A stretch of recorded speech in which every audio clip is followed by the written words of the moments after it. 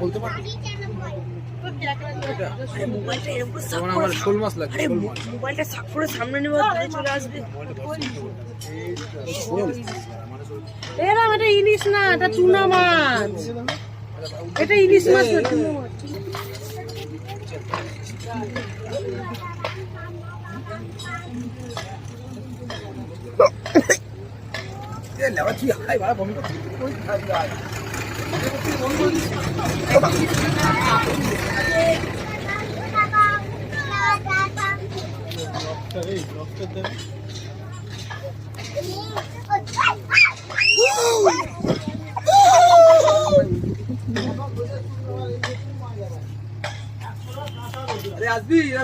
আরে এর মুখে যদি হাত দাও না জ্যান্ত অবস্থায় হাত কেটে নাই বলো, কাটে না?